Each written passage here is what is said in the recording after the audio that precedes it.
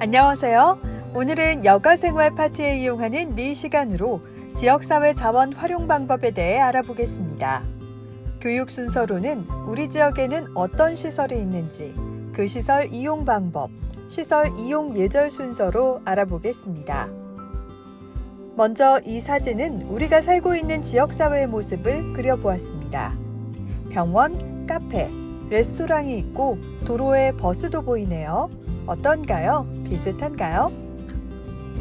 이제 우리 지역사회에 어떤 시설이 있는지 유형별로 나누어 알아보겠습니다. 먼저 지역사회 식품 섭취 또는 판매 시설입니다. 대표적으로 식당, 카페, 베이커리가 있는데요. 제 생활 반경 안에 있는 매장을 예를 들어 설명해 드리도록 하겠습니다. 식당으로는 집 근처에 피자집과 중국집이 하나씩 있고요. 고깃집도 있어요. 생각해보니 정말 다양한 식당들이 위치해 있네요. 다음은 카페인데요. 카페도 정말 많은 프랜차이즈 카페들이 있죠. 예를 들어 스타벅스, 이디야 커피, 할리스 커피 등 정말 많은 카페가 있어요. 베이커리의 경우에는 모두 아시는 소망 베이커리가 있어요. 그리고 동네마다 하나씩은 꼭 있는 파리바게트. 이외에 개인 운영되는 베이커리도 많이 있습니다. 다음은 식자재와 생활용품을 판매하는 시설을 알아보겠습니다. 식자재 마트, 옷가게, 대형마트 이렇게 크게 구분할 수 있는데요. 식자재의 경우 동네 슈퍼나 마트 하나씩은 꼭 있죠. 옷가게는 백화점, 아울렛을 통해 다양한 브랜드의 옷 매장이 있습니다.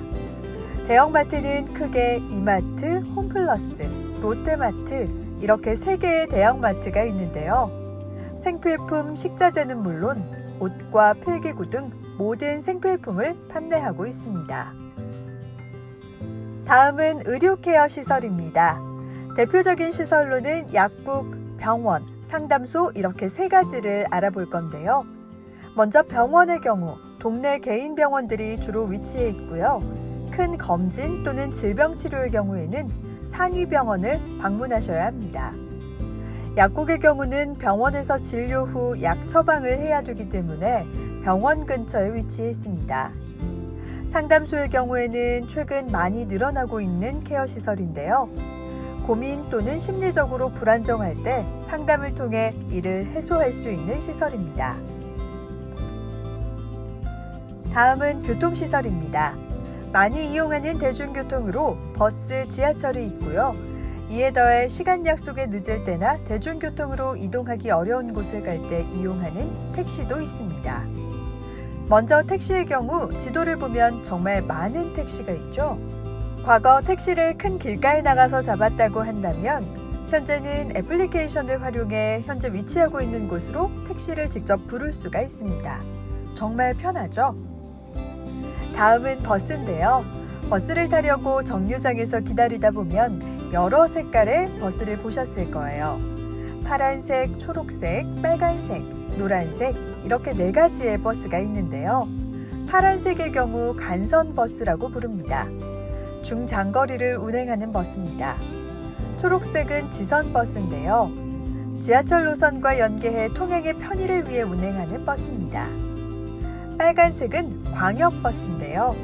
교통 문제 해결을 위해 서울과 수도권의 주요 도시를 연결해 운행하는 버스입니다. 마지막 노란색 순환버스인데요. 도심 안에서 정해진 노선을 순환, 반복해 운행하는 버스입니다. 다음은 운동시설입니다. 내부에서 할 수 있는 실내 운동장, 외부에서 할 수 있는 실외 운동장, 산을 오르는 등산 3가지입니다. 실내 운동으로는 많이 이용하시는 헬스장 시설이 있고요.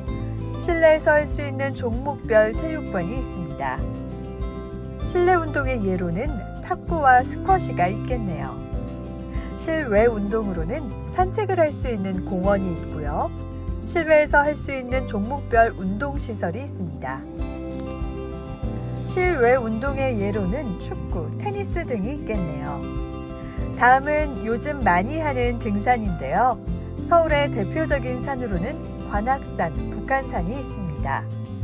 이 산들은 여러 등산 코스가 짜여져 있어 운동 정도에 따라 코스를 선택해 등산하시면 됩니다. 마지막은 관공서 안전시설인데요. 대표적으로 관공서, 경찰서, 소방서 등이 있습니다. 관공서의 경우 구청, 시청, 주민센터, 보건소 등이 있는데요. 관공서에는 부서별 궁금사항들을 문의해서 정보를 얻을 수 있고요.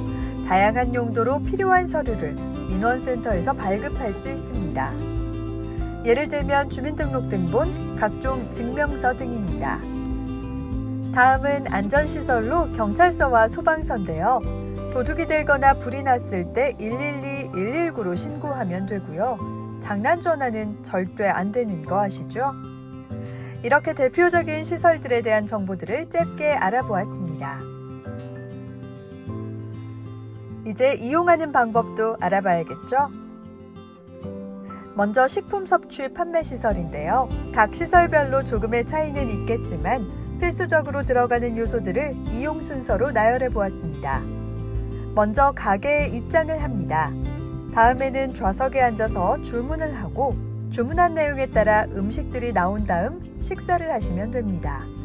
식사 후에는 꼭 음식값을 계산해 주셔야 하고 카드, 현금, 쿠폰 등 다양한 방법의 결제 방법이 있습니다. 이렇게 결제를 마치고 가게를 나오면 됩니다. 크게 어렵지 않죠? 다음은 마트에서 물건을 사는 순서입니다.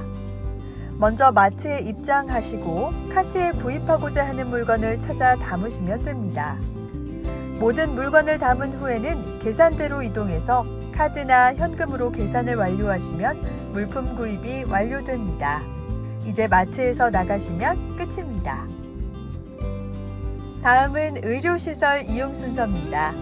먼저 증상에 맞는 병원에 방문해 접수를 하셔야 합니다. 접수할 때는 이름, 생년월일, 증상을 정확히 전달해야 됩니다. 접수 후에는 자리에서 대기하고요. 진료실에서 본인의 이름을 호명하면 진료실에 들어가 진료 또는 치료를 받으시면 됩니다. 모든 과정을 마친 뒤에는 진료비 결제가 꼭 필수입니다. 진료비를 결제하고 나면 처방전을 줍니다. 이제 약국에 들러서 약을 꼭 처방받는 것까지 잊지 마세요. 다음은 교통시설 이용 순서입니다. 먼저 집에서 가장 가까운 역 또는 정류장에 가셔야 합니다. 여기서 목적지에 가는 버스 또는 지하철 노선을 확인하시고 이에 맞게 탑승하셔야 합니다. 버스의 경우 탑승하면서 타는 문에 설치되어 있는 장치에 교통카드를 찍어 교통비를 내셔야 합니다. 탑승 후 내가 내릴 목적지 하나 전 정류장을 지나가면 하차벨을 누르시고 하차하시면 됩니다. 내릴 때는 내리는 문에 설치되어 있는 장치에 교통카드를 찍어야 환승 할인을 받을 수 있습니다. 지하철의 경우 역 안에서 개찰구에 입장할 때 교통카드를 찍어 교통비를 낼 수 있습니다. 목적지 하나 전 역에서 하차를 준비하고 역에 도착한 후 전동차와 역의 간격을 조심하면서 하차해 주세요. 다음은 운동시설입니다. 먼저 가까운 운동시설을 찾아보시고 이동하신 다음에는 시설에 또는 공원에서 산책 또는 운동을 하시면 됩니다. 실내 체육시설은 샤워시설이 있는 시설이 있으니 확인하시고 이용하시면 됩니다. 실내 운동시설의 경우 금액을 지불해야 할 수 있으니 먼저 확인하시고 이용하시기 바랍니다. 이제 운동을 마무리하고 집으로 돌아가시면 됩니다. 마지막은 관공서와 안전시설입니다. 먼저 문의사항이 있을 때 방문 또는 전화를 통해 상담하실 수 있고요. 전화 또는 민원실에서 문의 또는 접수를 하시면 됩니다. 접수 후 내용에 따라 처리 시간이 좀 필요할 수 있으니 기다려주시면 완료됩니다.